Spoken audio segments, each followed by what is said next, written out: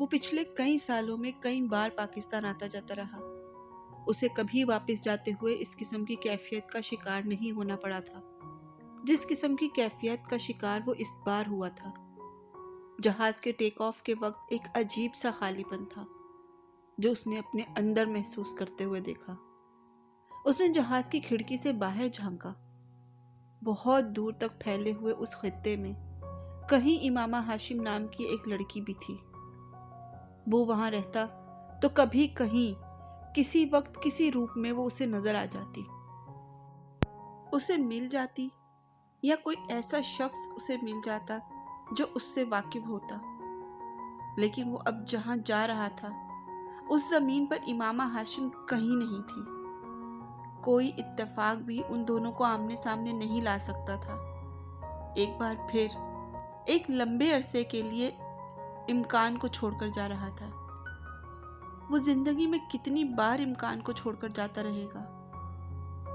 10 minute کے بعد پانی سے ٹرینکولائزر کو نگلتے ہوئے احساس ہو رہا تھا زندگی میں کہیں بھی نہیں تھا۔ وہ زندگی میں کہیں بھی نہیں کھڑا ہو پائے گا۔ اس کے پیروں کے نیچے زمین کبھی نہیں آ پائے گی۔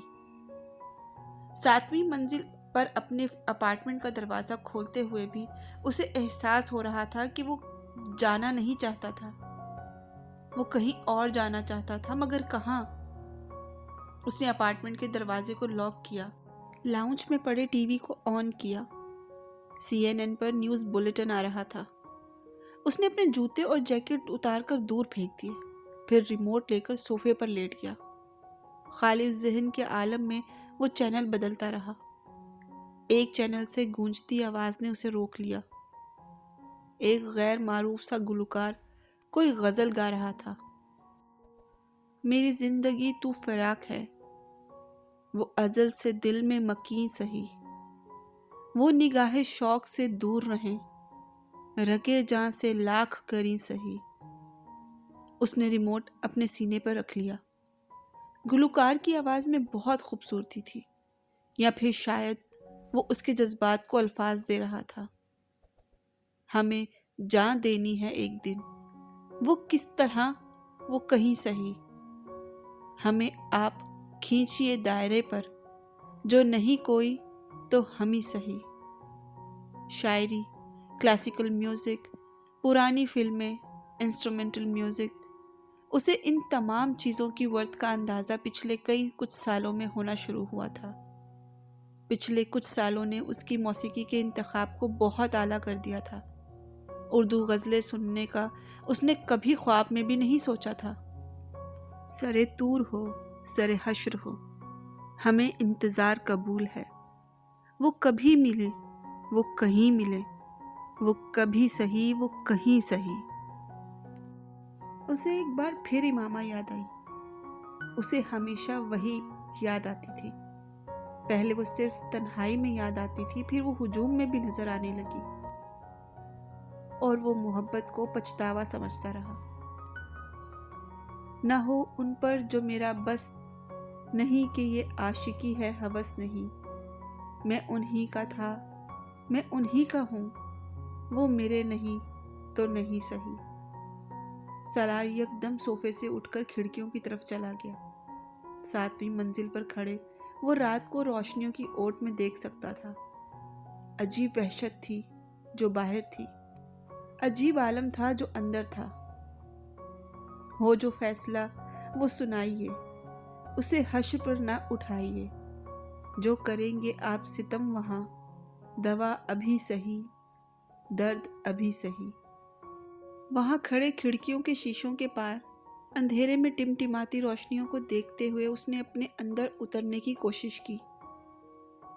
میں اور کبھی کسی لڑکی سے محبت کروں، سوال ہی پیدا نہیں ہوتا۔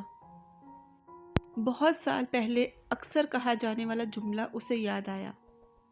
باہر تاریکی کچھ اور بڑی، اندر آوازوں کی بازگشت۔ اس نے شکست خوردہ انداز میں سر جھکا لیا، پھر چند لمحوں کے بعد دوبارہ سر اٹھا کر کھڑکی سے باہر دیکھا۔ انسان کا اختیار کہاں سے شروع ہو کر کہاں پر ختم ہو جاتا ہے۔ ڈپریشن کا ایک اور دور۔ वो बाहर नजर आने वाली टिमटिमाती रोशनियों को भी अब बुझने लगी थी। उसे देखने की जो लौ लगी तो नसीर देख ही लेंगे हम, वो हजार आंख से दूर सही, वो हजार पर्दा नशी सही। सलार सिकंदर ने मुड़कर उसकी स्क्रीन को देखा। गुलूकार लहक लहक कर बार बार आखिरी शेर दोहरा रहा था। किसी मामूल की तरह चलता हुआ वो सोफे पर आकर बैठ गया। सेंट्रल टेबल पर रखे हुए ब्रीफ केस को खोलकर उसने अंदर से लैपटॉप निकाल लिया। उसे देखने की जो लौ लगी तो नसीर देख ही लेंगे हम, वो हजार आंख से दूर सही, वो हजार पर्दा नशी सही। गुलूकार मक्ता दोहरा रहा था और सलार की उंगलियां लैपटॉप पर बर्क रफ्तारी से हरकत करते हुए इस्तीफा लिखने में मसरूफ थी। कमरे में मौसीकी की आवाज अब दबती जा रही थी। इस्तीफे की हर लाइन उसके वजूद पर छाए हुए जमूद को तोड़ रही थी, खत्म कर रही थी, जैसे किसी जादू के हिसार से बाहर आ रहा था। अपने करियर के इस स्टेज पर इस तरह का अहमकाना फैसला सिर्फ तुम ही कर सकते थे। वो फोन पर सिकंदर उस्मान को खामोशी से सुन रहा था। आखिर इतनी अच्छी पोस्ट को क्यों छोड़ रहे हो, और वो भी इस तरह अचानक? और चलो अगर छोड़ ही रहे हो, छोड़ने का फैसला कर ही चुके हो, तो फिर आकर अपना बिजनेस करो। बैंक में जाने की क्या तुक बनती है? वो इसके फैसले पर बुरी तरह तनकीद कर रहे थे। मैं अब पाकिस्तान में काम करना चाहता हूँ, बस इसलिए जॉब छोड़ दी। बिजनेस नहीं कर सकता हूँ और बैंक की ऑफर मेरे पास बहुत अरसे से थी। वो मुझे पाकिस्तान पोस्ट करने पर तैयार है, इसलिए मैंने उसे कबूल कर रहा हूँ। उसने तमाम सवालों का इकट्ठा जवाब दिया। फिर बैंक को भी ज्वाइन मत करो, मेरे साथ आकर काम करो। मैं नहीं कर सकता पापा, मुझे मजबूर ना करें। तो फिर वहीं रहो, पाकिस्तान आने की क्या तुक बनती है? मैं यहाँ नहीं रह पा रहा। हुब्बुल वतनी का कोई दौरा पड़ा हुआ है तुम्हें? नहीं। तो फिर मैं आप लोगों के पास रहना चाहता हूँ। उसने बात बदल दी। खैर, ये फैसला कम से कम हमारी वजह से तो नहीं किया गया। सिकंदर उस्मान का लहजा नरम हुआ। सलार खामोश रहा, सिकंदर उस्मान भी कुछ देर खामोश रहे। फैसला तुम कर ही चुके हो, मैं अब इसके बारे में तो कुछ कर नहीं सकता। ठीक है, आना चाहते हो आ जाओ, कुछ अरसा बैंक में काम करके भी देख लो, लेकिन मेरी ख्वाहिश यही है कि तुम मेरे साथ मेरे बिजनेस को देखो। सिकंदर उस्मान ने जैसे हथियार डालते हुए कहा। तुम्हारा तो पीएचडी का भी इरादा था, उसका क्या हुआ? सिकंदर उस्मान को बात खत्म करते करते फिर याद आया। फिलहाल मैं मजीद स्टडीज नहीं करना चाहता। हो सकता है कुछ सालों बाद पीएचडी के लिए दोबारा बाहर चला जाऊं। ये भी मुमकिन है कि पीएचडी करूं ही ना। सलार ने मध्यम आवाज में कहा। तुम उस स्कूल की वजह से आ रहे हो? सिकंदर उस्मान ने अचानक कहा। शायद। सलार ने तरदीद नहीं की। वो अगर स्कूल को उसकी वापसी की वजह समझ रहे थे तो कोई हर्ज नहीं था। एक बार फिर सोच लो सलार। सिकंदर कहे बगैर नहीं रह सके। बहुत कम लोगों को करियर में इस तरह का स्टार्ट मिलता है जिस तरह का तुम्हें मिला है। तुम सुन रहे हो? जी। उसने सिर्फ एक लफ्ज कहा। बाकी तुम मैच्योर हो, अपने फैसले खुद कर सकते हो। उन्होंने एक तवील कॉल के इख्तिताम पर फोन बंद करने से पहले कहा। सलार ने फोन रखने के बाद अपार्टमेंट की दीवारों पर एक नजर डाली। 18 दिन के बाद उसे यह अपार्टमेंट हमेशा के लिए छोड़ देना था। पेरिस से वापसी उसकी जिंदगी के एक नए फेज का आगाज हुआ था। इब्तदाई तौर पर वो इस्लामाबाद में उस गैर मुल्की बैंक में काम करता रहा। फिर कुछ अरसे के बाद वो उसी बैंक की एक नई ब्रांच के साथ लाहौर चला आया। उसे कराची जाने का मौका मिल रहा था, मगर उसने लाहौर का इंतखाब किया। उसे यहाँ डॉक्टर सब्त के साथ वक्त गुजारने का मौका मिल रहा था। पाकिस्तान में उसकी मसरूफियात की नोयत तब्दील हो गई थी, मगर उनमें कमी नहीं आई थी।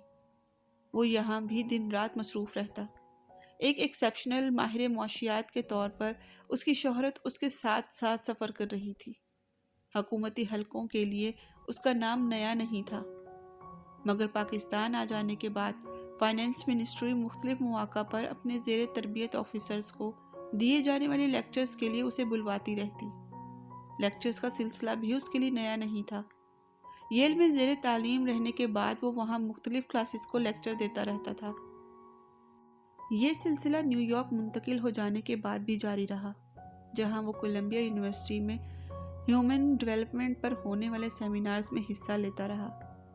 بعد میں اس کی توجہ ایک بار پھر اکنامکس کی طرف مبذول ہو گئی۔ پاکستان میں بہت جلد وہ دن سیمینارز کے ساتھ انوالو ہو گیا تھا جو IBA، لمس اور فاسٹ جیسے ادارے کروا رہے تھے۔ اکنامکس اور ہیومن ڈیولپمنٹ واحد موضوعات تھے جن پر وہ خاموشی اختیار نہیں کیا کرتا تھا۔ اس کے پسندیدہ موضوع گفتگو تھے اور سیمینارز میں اس کے لیکچرز کا فیڈ بیک ہمیشہ بہت اچھا رہا۔ 2 مہینے کے بعد کا ایک ویکینڈ وہ گاؤں میں اپنے اسکول میں گزارا کرتا تھا۔ وہ وہاں رہنے کے دوران وہ زندگی کے ایک نئے رخ سے آشنائی حاصل کر رہا تھا۔ ہم نے اپنی غربت اپنے دیہات میں چھپا دی ہے، بالکل اسی طرح جس طرح لوگ مٹی کارپیٹ کے نیچے چھپا دیتے ہیں۔ اس اسکول کی تعمیر کا آغاز کرتے ہوئے فرقان نے ایک بار اس سے کہا تھا، اور وہاں گزارے جانے والے دن اسے اس جملے کی ہولناکی کا احساس دلاتے۔ ایسا نہیں تھا کہ وہ پاکستان میں غربت کی موجودگی سے ناآشنا تھا۔ وہ یونیسکو اور یونیسیف کے علاوہ دوسرے ایشیائی ممالک کے ساتھ پاکستان کے بارے میں بہت ساری رپورٹس دیکھتا رہا، مگر پاکستان میں غربت کی آخری حدوں کو بھی پار کر جانے والے لوگوں کو وہ پہلی بار ذاتی طور پر دیکھ رہا تھا۔ پاکستان کے 10-15 بڑے شہروں سے نکل جائیں تو احساس ہوتا ہے کہ چھوٹے شہروں میں رہنے والے لوگ تیسری دنیا میں نہیں 10ویں-12ویں دنیا میں رہتے ہیں۔ وہاں تو لوگوں کے پاس نہ روزگار ہے نہ سہولتیں۔ وہ اپنی آدھی زندگی خواہش میں گزار دیتے ہیں اور آدھی حسرت میں مبتلا ہو کر۔ کون سے اخلاقیات سکھا سکتے ہیں آپ اس شخص کو جس کا دن سوکھی روٹی سے شروع ہوتا ہے اور فاقے پر ختم ہو جاتا ہے؟ اور ہم لوگوں کی بھوک مٹانے کے لیے بجائے مسجدوں پر مسجدیں تعمیر کرتے ہیں، عالی شان مسجدیں، پر شکوہ مسجدیں، ماربل سے آراستہ مسجدیں۔ بعض اوقات تو ایک ہی سڑک پر 10 مسجدیں کھڑی ہو جاتی ہیں، نمازیوں سے خالی مسجدیں۔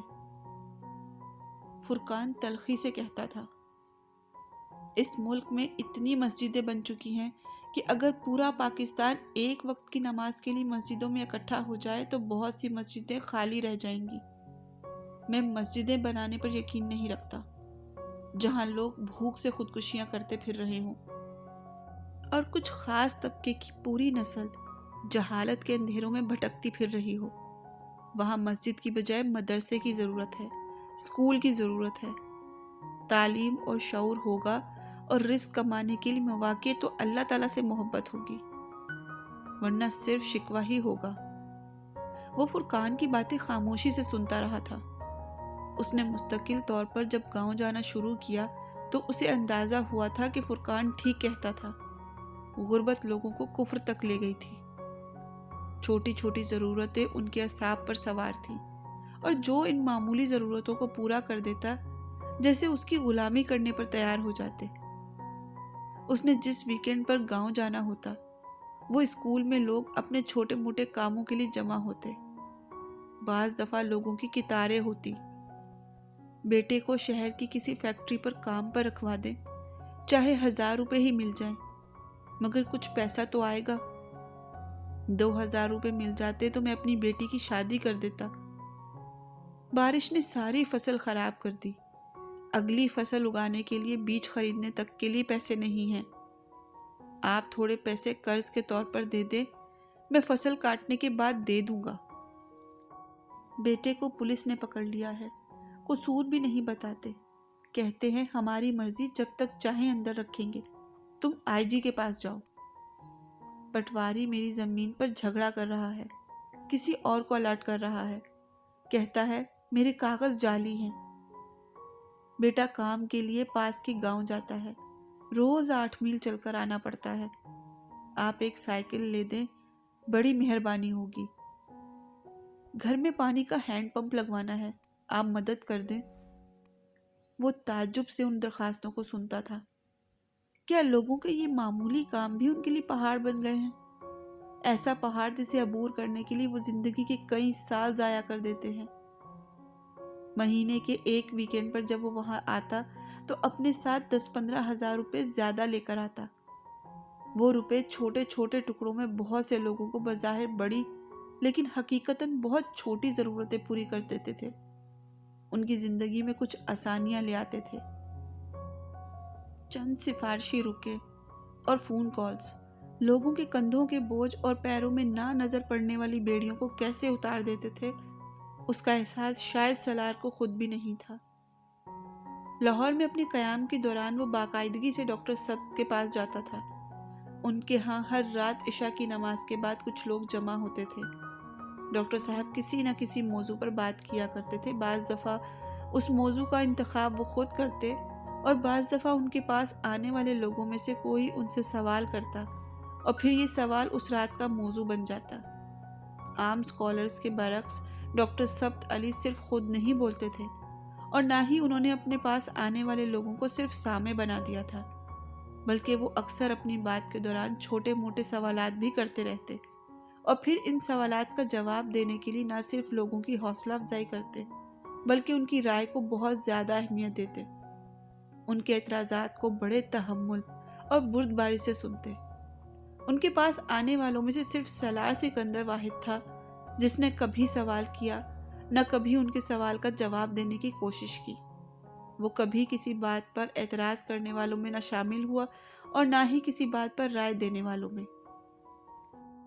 وہ فرقان کے ساتھ آتا، فرقان نہ آتا تو وہ اکیلا چلا آتا، کمرے کے آخری حصے میں اپنی مخصوص جگہ پر بیٹھ جاتا اور خاموشی سے ڈاکٹر صاحب اور وہاں موجود لوگوں کو سنتا۔ بعض دفعہ اپنے دائیں بائیں آ بیٹھنے والے لوگوں کے استفسار پر اپنا ایک جملہ پیش کرتا۔ میں سالار سکندر ہوں، ایک بینک میں کام کرتا ہوں۔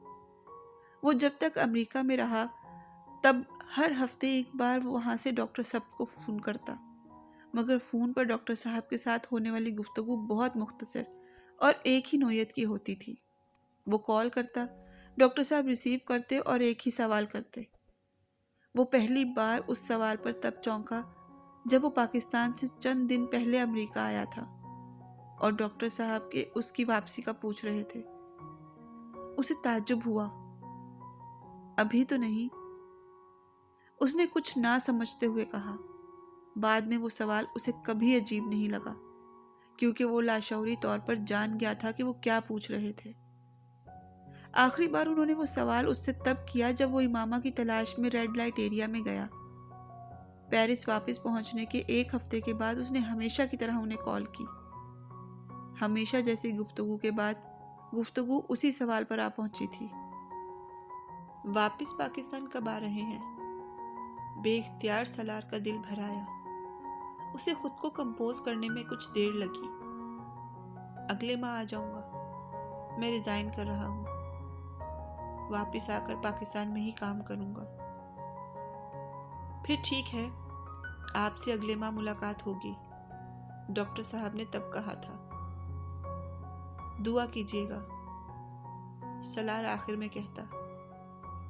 کروں گا، کچھ اور کچھ نہیں، اللہ حافظ، اللہ حافظ۔ وہ جواب دیتے۔ گفتگو کا یہ سلسلہ پاکستان آنے تک جاری رہا۔ جب وہ ان کے پاس باقاعدگی سے جانے لگا تو یہ سلسلہ ختم ہو گیا۔ لاہور آنے کے بعد وہ باقاعدگی سے ان کے پاس جانے لگا۔ اسے ان کے پاس سکون ملتا تھا۔ صرف ان کے پاس گزارا ہوا وہ وقت ایسے لگتا تھا جب وہ کچھ دیر کے لیے مکمل طور پر اپنے ڈپریشن سے آزادی حاصل کر لیتا تھا۔ بعض دفعہ ان کے پاس خاموش بیٹھے بیٹھے بے اختیار اس کا دل چاہتا کہ وہ ان کے سامنے وہ سب کچھ اگل دے جسے وہ اتنے سالوں سے اپنے اندر زہر کی طرح بھرے پھر رہا تھا۔ پچھتاوا، احساس جرم، بے چینی، بے بسی، شرمندگی، ندامت، ہر چیز۔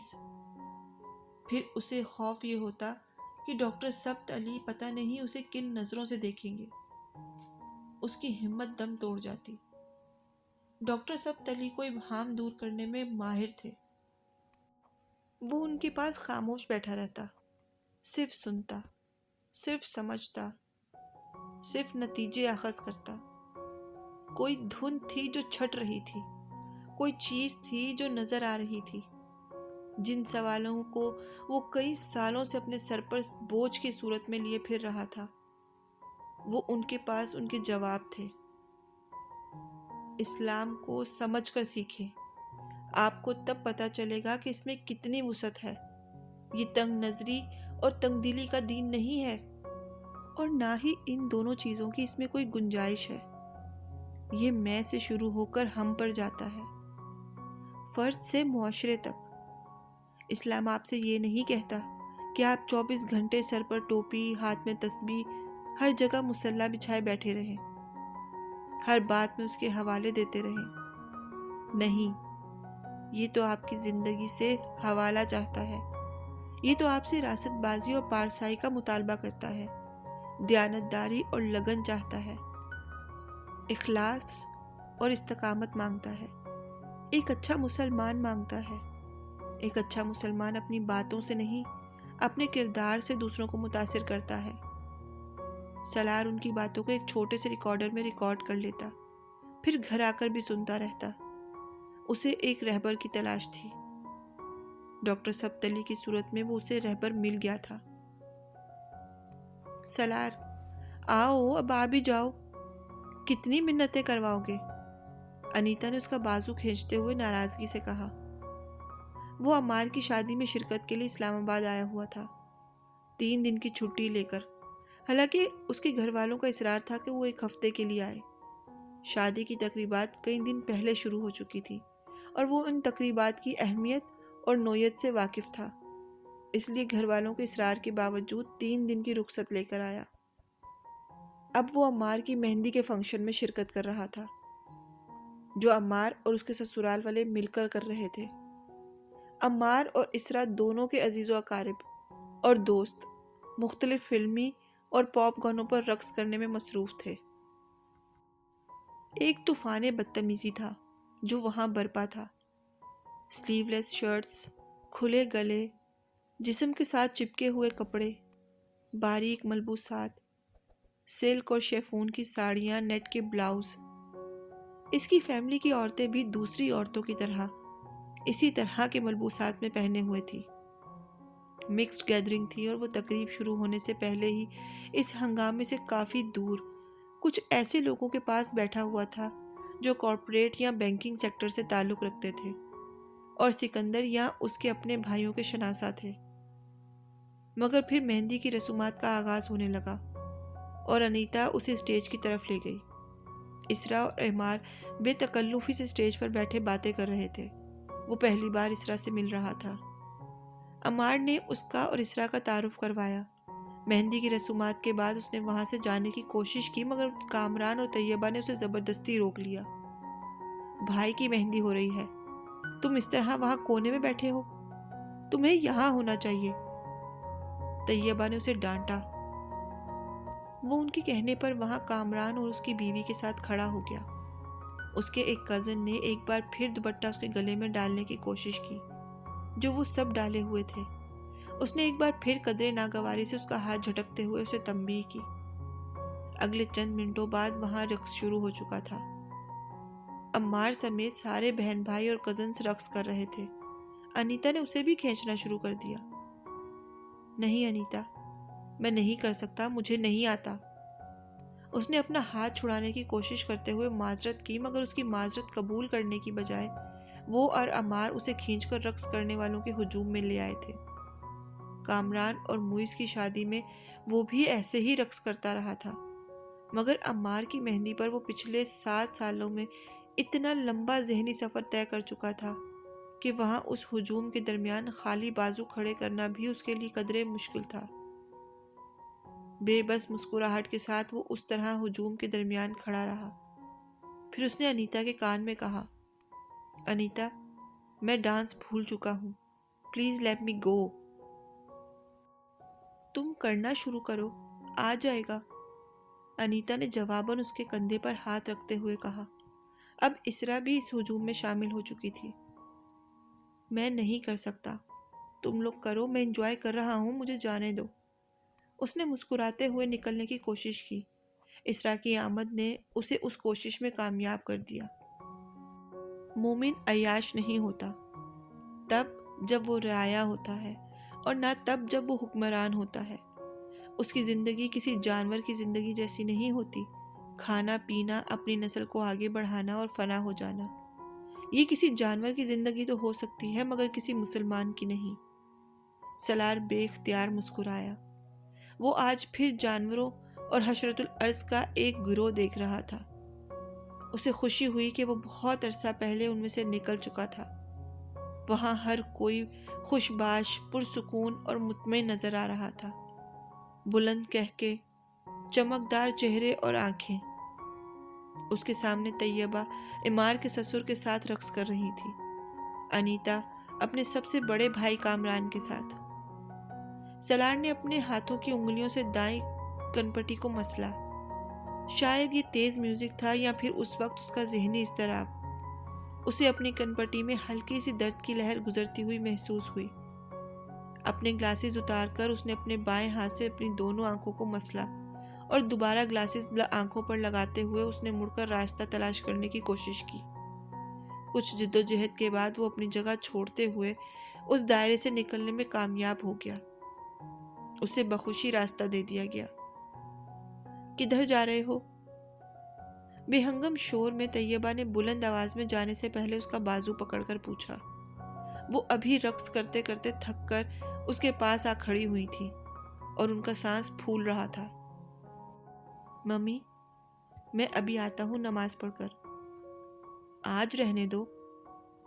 سالار مسکرایا مگر اس نے جواب میں کچھ نہیں کہا، بلکہ نفی میں سر ہلاتے ہوئے نرمی سے ان کا ہاتھ اپنے بازو سے ہٹا دیا۔ وہ اب باہر نکلنے کی تگودو کر رہا تھا۔ یہ کبھی نارمل نہیں ہو سکتا۔ زندگی کو انجوائے کرنا بھی ایک آرٹ ہے، اور یہ آرٹ اس بے وقوف کو کبھی نہیں آئے گا۔ انہوں نے اپنے تیسرے بیٹے کی پشت کو دیکھتے ہوئے قدرے افسوس سے سوچا۔ سالار نے اس ہجوم سے نکل کر بے اختیار سکون کی سانس لی۔ وہ جس وقت نماز پڑھنے کے لیے اپنے گھر کی گیٹ سے باہر نکل رہا تھا، سنگر اس وقت گانے میں مصروف تھا۔ اس وقت مسجد کی طرف جانے والا وہ اکیلا تھا۔ شاید گاڑیوں کی لمبی قطاروں کے درمیان سے سڑک پر چلتے ہوئے وہ مسلسل ڈاکٹر سبت کے بارے میں سوچ رہا تھا، سینکڑوں کے اس مجمع کے بارے میں بھی سوچ رہا تھا جو اس کے گھر پر ناچ گانے میں مصروف تھے۔ مسجد میں کل 14 لوگوں نے باجماعت نماز ادا کی تھی۔ پاکستان آنے کے بعد اسلام آباد پر اپنی پوسٹنگ کے دوران وہ سکندر عثمان کے گھر پر ہی رہتا رہا۔ لاہور آنے کے بعد بھی کسی پوش علاقے میں کوئی بڑا گھر رہائش کے لیے منتخب کرنے کی بجائے اس نے فرقان کی بلڈنگ میں ایک فلیٹ کرائے پر لینے کو ترجیح دی۔ فرقان کے پاس فلیٹ لینے کی ایک وجہ اگر یہ تھی کہ وہ لاہور میں اپنی عدم موجودگی کے دوران فلیٹ کے بارے میں کسی عدم تحفظ کا شکار نہیں ہوتا تھا، تو دوسری وجہ یہ بھی تھی کہ فلیٹ کی بجائے اگر کوئی گھر لے لیتا تو اسے 2-4 ملازم مستقل طور پر رکھنے پڑتے، جبکہ اس کا بہت کم وقت فلیٹ پر گزرتا تھا۔ فرقان کے ساتھ آہستہ آہستہ لاہور میں اس کا سوشل سرکل بہت وسیع ہونے لگا۔ فرقان بہت سوشل آدمی تھا۔ اس کا حلقہ احباب بھی خاصا لمبا چوڑا تھا۔ وہ سالار کے موڈ اور ٹیمپرمنٹ کو سمجھنے کے باوجود اسے وقتاً فوقتاً اپنے ساتھ مختلف جگہوں پر کھینچتا رہتا۔ وہ اس رات فرقان کے ساتھ اس کے کسی ڈاکٹر دوست کی ایک پارٹی اور محفل غزل میں شرکت کے لیے گیا تھا۔ وہ ایک فارم پر ہونے والی پارٹی تھی۔ اس نے سالار کو مدعو کر لیا اور محفل غزل کا سن کر وہ انکار نہیں کر سکا۔ فارم پر شہر کی ایلیٹ کلاس کا اجتماع تھا۔ وہ ان میں سے اکثریت کو جانتا تھا۔ وہ اپنے شناسہ کچھ لوگوں کے ساتھ باتیں کرنے لگا۔ ڈنر چل رہا تھا اور انہی باتوں کے دوران اس نے فرقان کی تلاش میں نظر دوڑائی تھی۔ وہ کہیں نظر نہیں آ رہا تھا۔ سالار ایک بار پھر کھانے میں مصروف ہو گیا۔ کھانے کے بعد اسے چند لوگوں کے ساتھ فرقان کھڑا نظر آ گیا تو وہ بھی اس کی طرف بڑھ آیا۔ آؤ سالار، میں تمہارا تعارف کرواتا ہوں۔ فرقان نے اس کے قریب آنے پر چند جملوں کے تبادلے کے بعد کہا، یہ ڈاکٹر رضا ہیں، گنگا رام ہاسپٹل میں کام کرتے ہیں، چائلڈ اسپیشلسٹ ہیں۔ سلار نے ہاتھ ملایا۔ یہ ڈاکٹر جلال انصر ہیں۔ سلار کو اس شخص سے تعارف کی ضرورت نہیں تھی۔ فرقان اب کیا کہہ رہا تھا وہ سن نہیں پایا۔ اس نے جلال انصر کی طرف ہاتھ بڑھا دیا۔ دونوں کے درمیان بہت سا مصافحہ ہوا۔ جلال انصر نے بھی یقیناً اسے پہچان لیا تھا۔ سلار وہاں ایک اچھی شام گزارنے آیا تھا، مگر اس وقت اسے محسوس ہوا کہ وہ ایک اور بری رات گزارنے آیا تھا۔ یادوں کا ایک سیلاب تھا جو ایک بار پھر بند توڑ کر اس پر چڑھائی کر رہا تھا۔ وہ سب اس طرف جا رہے تھے جہاں بیٹھنے کا انتظام کیا گیا تھا۔ اس کے ساتھ اب فرقان تھا۔ جلال انصر اب اس سے کچھ آگے دوسرے ڈاکٹرز کے ساتھ تھا۔ سلار نے ستے ہوئے چہرے کو اس طرح اس کی پشت کو دیکھا۔ دشتے تنہائی میں اے جانے جہاں، لرزاں ہیں تیری آواز کے سائے، تیرے ہونٹوں کے سراب۔ اقبال بانو کا گانا شروع کر چکی تھی۔ دشتے تنہائی میں، دوری کے حس و خاشاک تلے، کھل رہے ہیں تیرے پہلو کے سمن اور گلاب۔ اس کے ارد گرد بیٹھے لوگ اپنا سر دھن کے حساب سے چلا رہے تھے۔ سلار چند ٹیبلز کے فاصلے پر بیٹھے ہوئے اس شخص کو دیکھ رہا تھا جو اپنے ساتھ بیٹھے ہوئے لوگوں کے ساتھ خوش گپیوں میں مصروف تھے۔ اسے زندگی میں کبھی کسی شخص کو دیکھ کر رشک نہیں آیا تھا۔ اس دن پہلی بار آ رہا تھا۔ آدھا گھنٹہ گزر جانے کے بعد اس نے فرقان سے کہا، چلیں؟ فرقان نے چونک کر اسے دیکھا۔ کہاں؟ گھر۔ ابھی تو پروگرام شروع ہوا ہے۔ تمہیں بتایا تو تھا رات دیر تک کی محفل چلے گی۔ ہاں مگر میں جانا چاہتا ہوں، کسی کے ساتھ بھجوا دو۔ تم بعد میں آ جانا۔ فرقان نے اس کے چہرے کو غور سے دیکھا۔ تم کیوں جانا چاہتے ہو؟ مجھے ایک ضروری کام یاد آ گیا ہے۔ اس نے مسکرانے کی کوشش کی۔ اقبال بانو کو سنتے ہوئے بھی کوئی دوسرا کام یاد آ گیا ہے۔ فرقان نے قدرے ملامتی انداز میں کہا، تم بیٹھو، میں چلا جاتا ہوں۔ سلار نے جواب میں کچھ کہنے کی بجائے کھڑے ہوتے ہوئے کہا، عجیب باتیں کرتے ہو، یہاں سے کیسے جاؤ گے؟ فارم اتنا دور ہے۔ چلو اگر اتنی ہی جلدی ہے تو چلتے ہیں۔ فرقان بھی اٹھ کر کھڑا ہو گیا۔ میزبان سے اجازت لیتے ہوئے وہ دونوں فرقان کی گاڑی میں آ بیٹھے۔ اب بتاؤ یوں اچانک کیا ہوا ہے؟ گاڑی کو فارم سے باہر لاتے ہوئے فرقان نے کہا، میرا وہاں ٹھہرنے کو دل نہیں چاہ رہا تھا۔ کیوں؟ سلار نے جواب نہیں دیا۔ وہاں سے اٹھانے کی وجہ جلال ہے؟ سلار نے بے اختیار گردن موڑ کر فرقان کو دیکھا۔ فرقان نے ایک گہرا سانس لیا۔ یعنی میرا اندازہ ٹھیک ہے، تم جلال انصر کی وجہ سے فنکشن سے بھاگ آئے ہو۔ تمہیں کیسے پتا چلا؟ سلار نے ہتھیار ڈالنے والے انداز میں کہا، تم دونوں بڑے عجیب انداز میں ملے تھے۔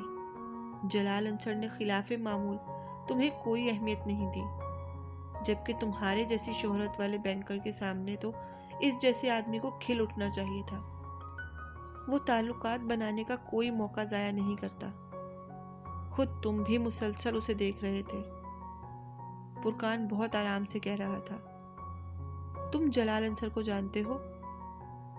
سلار نے گردن سیدھی کر لی۔ وہ ایک بار پھر سڑک کو دیکھ رہا تھا۔ امامہ اسی شخص سے شادی کرنا چاہتی تھی۔ بہت دیر بعد اس نے مدھم آواز میں کہا۔ فرقان کچھ بول نہیں سکا۔ اسے توقع نہیں تھی جلال اور سلار کے درمیان اس طرح کی شناسائی ہوگی، ورنہ وہ شاید یہ سوال کبھی نہ کرتا۔ گاڑی میں بہت دیر تک خاموشی رہی، پھر فرقان نے اسی خاموشی کو توڑ دیا۔ مجھے یہ جان کر مایوسی ہوئی کہ وہ جلال جیسے آدمی کے ساتھ شادی کرنا چاہتی تھی۔ یہ تو بڑا خرانٹ آدمی ہے، ہم لوگ اسے کسائی کہتے ہیں۔ اس کی واحد دلچسپی پیسہ ہے۔ मरीज कहाँ से ला कर देगा, कैसे ला कर देगा, उसे दिलचस्पी नहीं होती। तुम देखना, 8 साल में ये इसी रफ्तार के साथ पैसा कमाते हुए लाहौर का सबसे बड़ा और अमीर डॉक्टर होगा। फुरकान अब जलाल अंसर के बारे में तबसरा कर रहा था। सलार खामोशी से सुन रहा था। जब फुरकान ने अपनी बात ख़त्म कर ली तो उसने कहा, इसको किस्मत कहते हैं। तुम्हें उस पर रश्क आ रहा है? हसद तो मैं नहीं कर सकता। सलार अजीब से अंदाज में मुस्कुराया। जो कुछ तुम मुझे उसके बारे में बता रहे हो, ये सब कुछ मुझे बहुत साल पहले ही पता था। तभी जब मैं अम्मी मामा के बारे में उससे मिला था। ये कैसा डॉक्टर बनने वाला था मुझे अंदाज़ा था, मगर इस फंक्शन में उसे देखकर मुझे उस पर बेतहाशा रश्क आया। कुछ भी नहीं है उसके पास, मामूली शक्लो सूरत है, ख़ानदान भी ख़ास नहीं है। उस जैसे हज़ारों डॉक्टर्स होते हैं, लालची मादा परस्त भी हैं, मगर किस्मत देखो कि इमामा हाशिम जैसी लड़की उसके इश्क में मुब्तला हुई, उसके पीछे ख्वार होती फिरी। मैं और तुम उसे कसाई कह लें, कुछ भी कह लें, सिर्फ हमारी बातों से उसकी किस्मत तो नहीं बदल जाएगी, ना उसकी ना मेरी। उसने बात अधूरी छोड़ दी। फुरकान ने उसके चेहरे को धुआं धुआं होते देखा। कोई ना कोई तो खूबी होगी उसमें कि इमामा हाशिम को और किसी से नहीं, सिर्फ उसी से मोहब्बत हुई। वो अब अपनी दोनों आंखों को मसल रहा था। मुझे अगर पता होता कि यहाँ तुम जलाल अंसर से मिलोगे तो मैं तुम्हें कभी अपने साथ यहाँ न लाता। फुरकान ने गाड़ी ड्राइव करते हुए कहा। मुझे भी अगर ये पता होता कि मैं यहाँ उसका सामना करूँगा तो मैं भी किसी कीमत पर यहाँ ना आता। सलार ने विंडो स्क्रीन से नजर आने वाली तारीख सड़क को देखते हुए अफसुर्दगी से सोचा। कुछ और सफ़र बेहद खामोशी से तय हुआ और फिर फुरकान ने एक बार फिर उसे मुखातिब किया। तुमने उसे कभी ढूंढने की कोशिश नहीं की? इमामा को? ये मुमकिन नहीं है। क्यों? मैं उसे कैसे ढूंढ सकता हूँ? कई साल पहले मैंने एक बार कोशिश की थी, मगर कोई फ़ायदा नहीं हुआ। और अब तो ये और भी मुश्किल है। तुम न्यूज़पेपर की मदद ले सकते हो। इश्तिहार दूं उसके बारे में? वो तो पता नहीं मिले या ना मिले, लेकिन उसके घर वाले मुझ तक ज़रूर पहुंच जाएंगे। शक तो उनको मुझ पर पहले भी था। और अब फ़र्ज़ करो कि मैं ऐसा कुछ कर भी लूं, तो न्यूज़पेपर में क्या इश्तिहार दूं, क्या लिखूं? उसने सर को झटकते हुए कहा। फिर उसे भूल जाओ, फुरकान ने बड़ी सहूलत से कहा। कोई सांस लेना भूल सकता है? सलार, अब बहुत साल गुजर गए हैं। तुम आखिर कितनी देर तक उस तरह लाहासिल इश्क में मुब्तला रहोगे? तुम्हें अपनी जिंदगी को दोबारा प्लान करना चाहिए। तुम अपनी सारी जिंदगी मामा हाशिम के लिए जाया तो नहीं कर सकते। मैं कुछ भी जाया नहीं कर रहा हूँ, ना जिंदगी को, ना वक्त को, ना अपने आप को। मैं अगर इमामा हाशिम को याद रखे हुए हूँ तो सिर्फ इसलिए क्योंकि मैं उसे भुला नहीं सकता। मेरे बस में नहीं है। मुझे उसके बारे में सोचने से बहुत तकलीफ होती है, लेकिन मैं उस तकलीफ का आदी हो चुका हूँ। वो मेरी पूरी ज़िंदगी को डोमिनेट करती है। वो मेरी ज़िंदगी में ना आती तो मैं आज यहाँ पाकिस्तान में तुम्हारे साथ ना बैठा होता। सलार सिकंदर कहीं और होता, यह शायद होता ही नहीं। मुझ पर उसका बहुत कर्ज है। जिस आदमी के मकरूज हों उसको चुटकी से पकड़कर अपनी ज़िंदगी से कोई बाहर नहीं कर सकता। मैं भी नहीं कर सकता। सलार ने दो टोक अंदाज में कहा। फर्ज करो दोबारा ना मिले फिर?